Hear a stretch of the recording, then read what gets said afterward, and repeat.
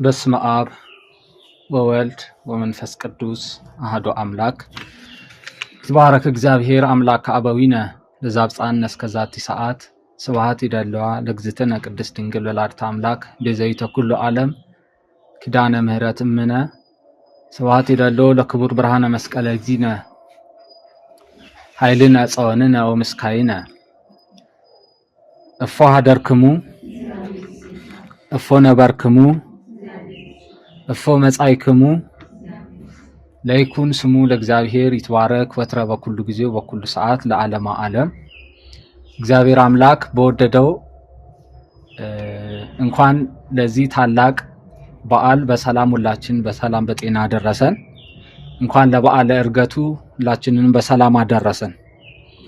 ዛሬ የአምላክነ የእግዚእ መድህን ዓለም በዓለ ዕርገቱ የሚታሰብበት በዓል ነው። እንግዲህ ጌታ መድኃኔ ዓለም ዓለምን አሃዱ ብሎ ከባህሪ አባቱ ከአብ ከባህሪ ሕይወቱ ከመንፈስ ቅዱስ ጋራ ዓለምን መፍጠር በጀመረበት በመጋቢት ወር የዓመቱ መጀመሪያ በሆነውን በመጋቢት ወር ተያይዞ የወጠነው የጀመርነውን የአብይ ጾም ከፈጸምን በኋላ እንግዲህ የድህነቱንም የማዳኑንም ስራ ጀምሮ የፈጸመው በዚሁ በመጋቢት ወር ነው። ዓለምን መፍጠር በጀመረበት ወራት እንዲሁ ደግሞ ዓለምንም ለማዳን የዓለምን የማዳንንም ስራውንም እናስብበታለን ማለት ነው። ምክንያቱም ወደ ቀደመ ክብሩ ዓለምን የመለሰበት በዚህ በአብይ በታላቁ ጾም ነውና ዓለም እንደ አዲስ የተወለደችበት ዓለም እንደ አዲስ የሰው ልጅ እንደ አዲስ ወደ ቀደመ ክብሩ የተመለሰበት የእግዚአብሔር ማዳን የተገለጠበት ወር ነውና ስለዚህ በመጋቢት ወር አንስቶ ጌታ መድህን ዓለም እግዚእ የሱ የጾመውን ጾም 40 መዓልት 40 ሌሊት የጾመውን ጾም በማሰብ ጾመ ገሃድን ወይም አብይ ጾምን ፈጽመን በምድር ላይ ሲመላለስ የነበረውን እንግዲህ ከሰማያ ሰማያት ወርዶ ከቅድስት ድንግል ማርያም ተወልዶ በምድር በኪደተ እግር ተመላልሶ በአጭር ቁመት በጠባብ ደረት ተመላልሶ ለኛ ለሰው ልጆች ድህነት ሲል ስለተቀበለው ሕማማት ሁሉ አስበን በመስቀል ላይ መሰቀሉን ከዛም ወደ መቃብር መውረዱን ከዛም በኋላ ደግሞ ሞትን ድል አድርጎ 3 መዓልት 3 ሌሊት በከርሰ መቃብር ከቆየ በኋላ መነሳቱን እያዘከርን እስከዚህች ዕለት ቆይተናል ማለት ነው። እንግዲህ ዛሬ ደግሞ አሃዱ ብለን ትንሣኤውን ከቆጠርንበት ከዕለተ እሁድ ከሚያዝያ 13 በየዓመቱ ቀኑ ከማይሻር ጥንተ ትንሣኤ ዋና ትንሣኤ እንዲሁም ደግሞ በሌላው አቆጣጠር ያለ ትንሣኤና የጥንት ትንሣኤ እያልን ሳንለያይ ዕለታቱ ሁሉ በወቅቱ ጌታ መድህን ዓለም እግዚእ እንደኖረበት ዓለም ሲፈጠር እንደነበረው አድርገን ይዘን ዛሬ 40 ቀንን ቆጥረን ለበዓለ ዕርገቱ ደርሰናልና ሁላችንም በመላው ዓለም የምንገኝ የርትዕት ተዋሕዶ ምእመናን እንኳን ለዚህ ታላቅ በዓል በሰላም አደረሰን። በዓለ ዕርገት ከጌታ ከመድህን ዓለም አበይት በዓላት ተሰዓቱ አበይት በዓላት 9 አበይት በዓላት ከሚባሉት ውስጥ አንዱ ነው። እንግዲህ 9 አበይት በዓላት የሚባሉት የጌታ የመድህን ዓለም የመጀመሪያው በዓለ ጽንሰቱ ነው። ከዛ በኋላ በዓለ ልደቱ ከዛ በኋላ ደግሞ እንዲሁ ሆሳዕና ትንሣኤው ደብረ ታቦር እንዲሁም ዕርገቱ እና በዓለ ጰራቅሊጦስ እነዚህ 9 የጌታ በዓላት ይባላሉ። አበይት በዓላት ናቸው። ጌታ መድህን ዓለም እግዚእ ከነዚህ ውስጥ አንዱ ይህ የዕርገት በዓል ነው። ዕርገት ሐሙስን አይለቅም። ስርዓቱም እንደሚያዘው በነቢየ እግዚአብሔር ቅዱስ ሄኖክም አቆጣጠር ምን ጊዜም የምናከብረው መች ነው ማለት ነው? በዚሁ ዕለት በየዓመቱ ግንቦት 22 እንግዲህ ዕለተ ሐሙስን አይለቅም፣ ግንቦት 22ንም አይለቅም። በዚህቹ ዕለት በየዓመቱ የጌታ መድህን ዓለም እግዚእ የዕርገት በዓሉ ልክ ጥንት እንደነበረው በዓመት 2 ሳናከብር ሁሌ በቅዱስ ሄኖክ ዘመን አቆጣጠር ሁሌ በአመት አንድ ጊዜ ብቻ እየተከበረ ይቆያል ማለት ነው። መደበላለቅ መተላለፍ የሌለበት ስለሆነ መልካም። በዚህ ዕለት የሚታሰበው የቤተ ክርስቲያን አስተምህሮ እንግዲህ በዝማሬ በመዝሙረ ዳዊት ላይ መዝሙር 47 ላይ እንግዲህ ስለ ጌታ መድኃኔ ዓለም እግዚእ ወደዚህ ዓለም መምጣት በነቢያት ትንቢት ተነግሯል አይደል? እንግዲህ ስለመወለዱ ተነግሯል፣ ስለ ስደቱ ተነግሯል፣ ከእናቱ ከቅድስት ድንግል ማርያም ጋር ስለሚኖረው ስደትና መከራም ተነግሯል። በምድር ላይ ስለሚኖረው ስለ እያንዳንዱ የማዳኑ ስራ ሁሉ እግዚአብሔር አምላክ አስቀድሞ ምን ብሏል? በነቢያት ትንቢትን አናግሮ ነበር። ስለ እርገቱም እንደዚሁ ተናግሮ ነበር። መዝሙረኛው ዳዊት መዝሙር 46 ቁጥር 7 ላይ አርገ እግዚአብሔር በይባቤ ወእግዚእነ በቃለ ቀር ዘምሩ ለአምላክነ ዘምሩ ሲል አስቀድሞ በትንቢት መነጽር የጌታ መድኃኔ ዓለም እግዚእ ዓለምን ሁሉ አድኖ ወደ ቀደመ ክብሩ የመመለሱን ነገር በዚህ መልኩ ተናግሯል ማለት ነው። እግዚአብሔር አምላካችን በዝማሬና በይባቤ ወደ ሰማይ ምን አለ? አረገ። ዘምሩ ወእግዚእነ በቃለ ቀርን፣ በቃለ ቀርን ንፋሃት በሚነፋ ቀርን እየተመሰገነ በቅዱሳን መላእክት ታጅቦ እንዲሁም ደግሞ ሐዋርያትም እያመሰገኑት ጌታ መድኃኔ ዓለም እግዚእ አምላካችን ወደ ሰማይ ምን አለ? አረገ። ስለዚህ ለአምላካችን ዘምሩ እልል በሉ እያለ አስቀድሞ በመንፈስ በትንቢት ተናግሮ ነበር ማለት ነው። በሌላም ክፍል ላይም እንደዚሁ በመዝሙረ ዳዊት በሌላም ክፍል ላይም እንደዚሁ ይላል፣ እነሆ ዘምሩ ለእግዚአብሔር ዘአርገ ውስተ ሰማይ ሰማይ ዘመንገለ ጽባ ናሁ ይሁብ ቃሎ ቃለ ኃይል ይላል መዝሙር 67 ቁጥር 33 ላይ ማለት ነው። ይህም ደግሞ ማለት ምን ማለት ነው? በምስራቅ በኩል ወደ ሰማይ ለወጣ ለእግዚአብሔር ምንን አቅርቡ? ምስጋናን አቅርቡ፣ ዘምሩ። እነሆ የኃይልን ቃል እነሆ የኃይል ቃሉን እርሱ ምን ይላልና ይሰጣልና ይላል። እንግዲህ ይህንን ነገር የተናገረበት ለጊዜው ሚስጥሩ እንግዲህ በምስራቅ በኩል ወደ ሰማይ ላረገ ለእግዚአብሔር ዘምሩ ማለት ነፍሳትን ከሲኦል ባርነት ነፃ አውጥቶ ወደ ምን ወደ ገነት ይዞ ላረገ ለእግዚአብሔር አምላክ ምንን አቅርቡለት አለ? ምስጋናን አቅርቡለት አለ። በኋላም ደግሞ ለፍጻሜው ደግሞ በደብረ ዘይት በስተምስራቅ አቅጣጫም ወደ ሰማይ ወደ መንበረ ክብሩ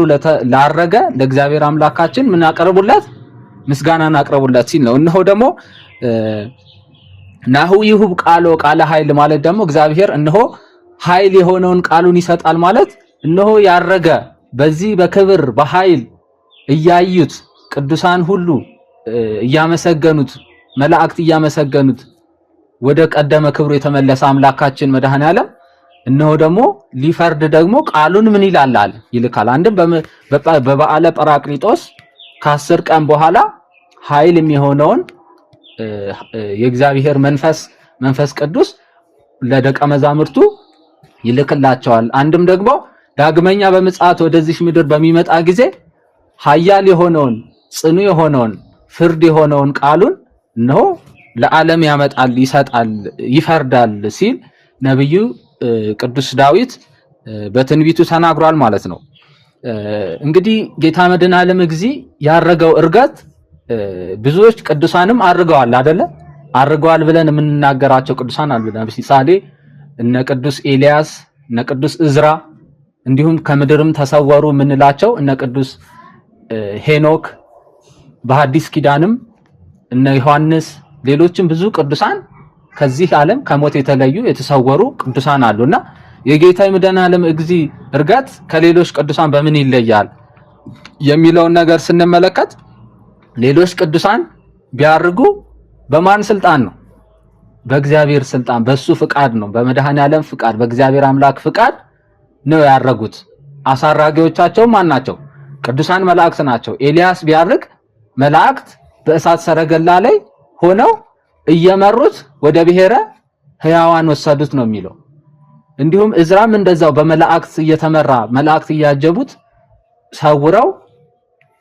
የእርሱ አይነት ሰዎች ወደሚኖሩበት ብሔረ ብፁዓን ወደዛ ወሰዱት ነው የሚለው። ሄኖክም ቢሆን እንዲሁ አካሄዱ እግዚአብሔር ስለወደደለት እግዚአብሔር አምላክ ምን አለው ነው የሚለው እግዚአብሔር አምላክ ሰወረው ነው የሚለው ስለዚህ እግዚአብሔር የወደዳቸውን ለዘላለም ለጊዜው ዳግም ምጽአቱ ተገልጦ በዚህ ዓለም ላይ እሱ እስከሚመጣበት ጊዜ ድረስ ጠብቆ አቆይቷቸዋል ማለት ነው በብሔረ ብፁዓን ግን ያን ሁሉ ያደረገላቸው ራሱ እግዚአብሔር አምላክና በራሳቸው ስልጣን ሳይሆን በእግዚአብሔር አምላክ ስልጣን ነው ማለት ነው ነገር ግን የጌታ የመድኃኔዓለም እርገትም ልዩ የሚያደርገው በማን ስልጣን ነው በራሱ ስልጣን እነሆ እያዩት ከምድር ላይ ምን አለ ነው የሚለው ከፍ ከፍ አለ ይላል የሐዋርያት ሥራ ምዕራፍ 1ን መመልከት እንችላለን የሉቃስ ወንጌል ምዕራፍ 24ም ላይ ይህ ትምህርት ስለ ነገረ እርገቱ የተቀመጠ አለ በሐዋርያት ሥራ ምዕራፍ 1 ላይ ግን እንዲህ ይላል ቴዎፍሎስ ሆይ የመረጣቸውን ሐዋርያትን በመንፈስ ቅዱስ ካዘዛቸው በኋላ እስከ አረገበት ቀን ድረስ ያደረገውን ያስተምረው ዘንድ ስለጀመረው ሁሉ መጀመሪያ ነገር ጻፍኩ አለ ደግሞ 40 ቀን እየታያቸው ስለ እግዚአብሔርም መንግስት ነገር እየነገራቸው በብዙ ማስረጃ ከሕማማቱ በኋላ ሕያው ሆኖ ለነርሱ ራሱን አሳያቸው ከነርሱም ጋር አብሮ ሳለ ከኢየሩሳሌም ኢትዮጵያ እንዳይወጡ አዘዛቸው ነገር ግን ከእኔ የሰማችሁትን አብ የሰጠውን የተስፋ ቃል ጠብቁ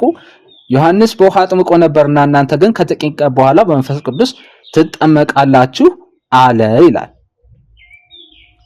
እንግዲህ ይህንን ምስክርነት ይህንን ኃይል እንደሚሰጣቸው ተስፋ ሰጥቷቸው ለሐዋርያት የሚያጽናና የሚያበረታ መንፈስን እንደሚልክላቸው ነግሯቸው ነው ያረገው ማለት ነው እንዲሁም 40 ቀኑ እንዴት ነበር ያለፈው ሲባል ጌታ መድኃኔዓለም እግዚእ በተለያየ ጊዜያት ከትንሳኤ ከተነሳ በኋላ ሕያው መሆኑን እንዲሁም ደግሞ እንዲዳስሱትም እያደረገ ምትሃት አለ መሆኑን ምን ሲላቸው ነበር ሲያረጋግጥላቸው ነበር ከሞት የመነሳቱ ነገር ለብዙዎች እነሆ ከሞቱ በኋላ ተስፋ ቆርጠው ወደ ኢማሁስ ሲሄዱ የተሰደዱ ነበሩ አይደለ ብዙዎችም ተስፋ ቆርጠው ወደ ኋላ የተመለሱ ነበር ጌታ መድኃኔዓለም እግዚእ አዳኝ ቤዛ ይሆናል የተባለው ይቤዠናል ያለው ነው ሞተ እያሉ ተስፋ ቆርጠው የተሰደዱ ተስፋ ይቆረጡ ነበሩ እነሱ ሁሉ ተስፋ እንዳይቆርጡ የተጠራጠሩትም እነ ቶማስም እንዲያምኑ 3 ጊዜ በግልጽ በተዘጋ ቤት ውስጥና በጉባኤ በተሰበሰቡበት ከዛም ውጪ ደግሞ ለየብቻቸው ሳይገለጽ የዋለበት ቀን የለም በእነዚህ 40 ቀናት ይላል ቅዱሳት መጻሕፍት ላይ ሊቃውንት ሲያስተምሩ 40ውንም ቀን እየተገለጠ መጽሐፈ ኪዳንን ዛሬ በቤተክርስቲያን የሚጸለየው መጽሐፈ ኪዳንን ያስተማረው በዚህ በ40 ቀን ውስጥ ነው እንዲሁም ሌላውም ትምህርተ ህቡዓትን በእንተ ቅድሳትን እንሁ ቅዳሴ እግዚእንም እንደዚሁ ቅዳሴ እግዚእንና ፍሬ ቅዳሴውንም ናአኩተከ የሚለውንም እነዚህን ሁሉ ከነቢያ እንግዲህ ከአባቶቻችን ከሐዋርያት የተገኘ ቅዳሴ ተብሎ ነው የሚጀምረው አይደለ መጽሐፈ ቅዳሴም ቅዳሴ እግዚእ ማለት ነውና ይህ ሁሉ የተማሩት በዚህ በ40 ቀን ውስጥ ነው ማለት ነው እንዲሁም የመንግስተ ሰማያትንም ነገር ይነግራቸው ነበር ይላል ያጸናቸው ነበር ይላል ሕያው የሆነ ሰውነቱንም እንዲዳስሱት ይፈቅድላቸው ነበር ስለዚህ ጌታ መድኃኔዓለም እግዚእ በዚህ 40 ቀን ውስጥ እነሆ ሞቶ የተነሳው እሱ ራሱ በምድር ሲመላለስ የነበረው እርሱ እንደሆነ በተሰበሰበበት ቦታ ሁሉ እየተገለጠ እንዲሁም የሚበላ ካላችሁ እያለ ምግብንም ምን ይላቸው ነበር ይላል ይጠይቃቸው ነበር ይላል አሳ በሚያጠምዱበት ቦታም ሁሉ እንደተገለጠላቸው ከዚህ በፊት በተለያዩ ወቅቶች በነበረው ትምህርት ወንድሞች እህቶች በዚህ ሰሞን በሰሙነ ትንሳኤ ስንማማር የቆየነው ነው ዛሬ ላይ ግን እነሆ ጌታ መድኃኔዓለም እግዚእ ወደ ሰማይ አርጎ ቤት ተቀመጠ ነው የሚለው በእግዚአብሔር አብ ቀኝ በየማነ እግዚአብሔር ተቀመጠ ይላል እንግዲህ በቦታ በቀኝ መቀመጥ የሚለው አንድም ቀኝ የማን ኃይልን ይገልጻል ምልአትንም ይገልጻል እንዲሁም ደግሞ ተቀመጠ ወነበረ በየማነ አብ እንግዲህ ነበረ አንድ ተቀመጠ ከተባለ ምንድነው ማለት ነው ባለቤት ነበር ማለት ነው ለዛ ቦታ ቀድሞም በቦታው የነበረ ነው እንግዳ ቢሆን ምንድነው ንበር ነው የሚባለው አይደል ቁጭ በል ነው የሚባለው እንጂ ተቀመጠ አይባልም እንግዳ ተቀመጥ ነው የሚባለው ነገር ግን ባለቤት ነዋሪ የሱ የራሱ የነበረበት የቀደመ ክብሩ ነበርና ከአብ ከመንፈስ ቅዱስ ጋራ ዓለምን አንድ አድርጎ የገዛበት የሚመራበት የፈጠረበት ዘላለማዊ ክብሩ ጌትነቱና አምላክነቱ ያለበት ቦታ ነውና ስለዚህ ምን አለ ወነበረ በየማነ አብ አለ በየማነ አብ ምን አለ ተቀመጠ እንግዲህ የተቀመጠ ደግሞ ምን የሚል ነው ማለት ነው የሚፈርድ ነው ማለት ነው ስለዚህ በኃይል በክብር በስልጣን እግዚአብሔር አምላካችን ወደ ምን አድርጓል ወደ ሰማይ አድርጓል በእርገቱም ደግሞ እነሆ ለሐዋርያት ተስፋን ሰጥቷቸዋል በእምነት በጽናት እንዲጠብቁት እግዚአብሔር አምላክ መጽናናትንም ሰጥቷቸዋል ከዚህ በተጨማሪ አንድ ነገር በዚህ ዕለት የተፈጸመው ምንድነው እነሆ ወደ ሰማይ ከፍ ከፍ እያለ ምን አላቸው ይላል ባረካቸው ይላል ስለዚህ በዚህ በ40 ቀን እንዲሁም በነበረበት በስጋዊ ወራቱ ያስተማራቸውን ትምህርት እንዲያስቡ እንዲያስተውሉ ካደረጋቸው በኋላ መጽሐፍትን እንዲያስተውሉ ምን አለ ይላል አይምሮአቸውን ከፈተላቸው ይላል ከዚህ በፊት ቀሌዮጳና ኒቆዲሞስን አይናቸውን ከፍቶላቸው እርሱን እንዲያዩት የኤማውስ መንገደኞችን አድርጓል በዛሬው ዕለት ደግሞ አብረው ተሰብስበው ካስተማራቸው በኋላ ነው ነቢያት በትንቢት የተናገሩት ነገር ይፈጸም ዘንድ ግንድ እንደሆነ ረሳችሁት ወይ ነቢያት እኮ ስለኔ ማረግ ስለኔ መሞት መጀመሪያም ከዛ ስለኔ ደግሞ ከሞት ድል አድርጎ መነሳት ከዛም ወደ ሰማይ ማረግ ተናግረዋል ብሎ መጽሐፍትን የሚያስተውሉበትን ምን ከፈተላቸው አይምሮአቸውን ከፈተላቸው ይላል እግዚአብሔር አምላክ ለሁላችንም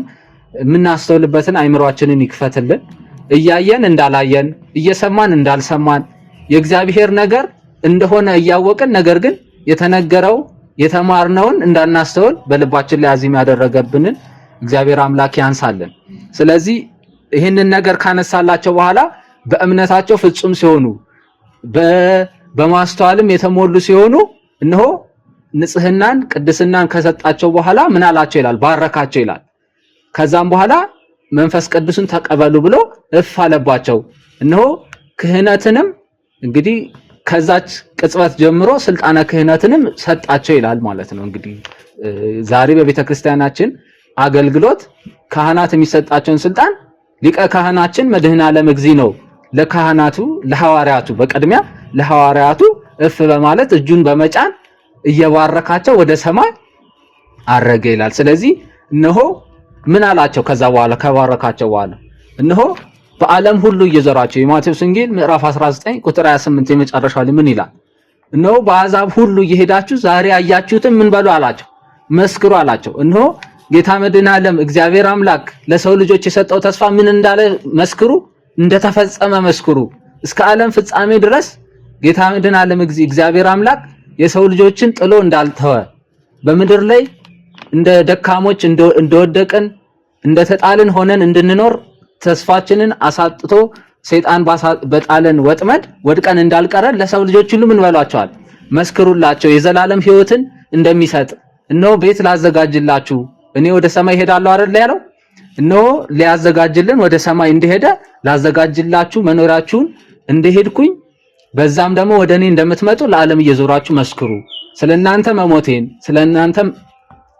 መወለዴን መሰደዴን መሰቀሌን መገረፌን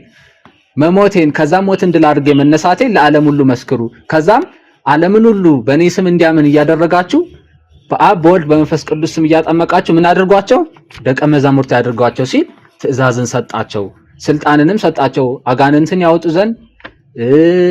ድውያትን ይፈውሱ ዘንድ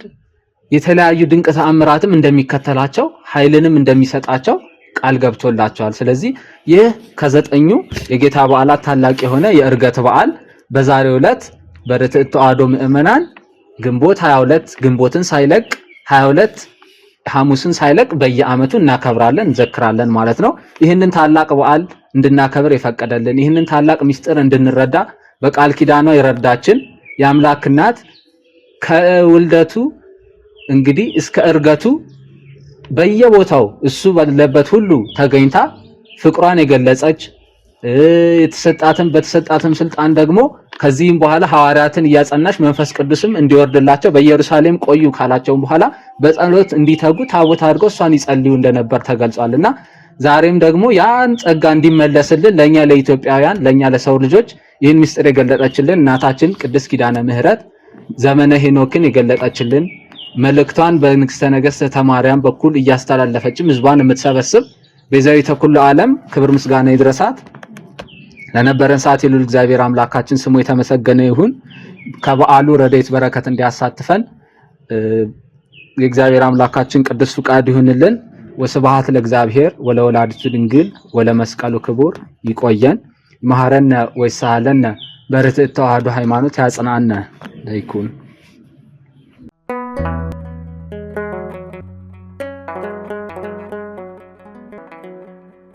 ዘኢትዮጵያ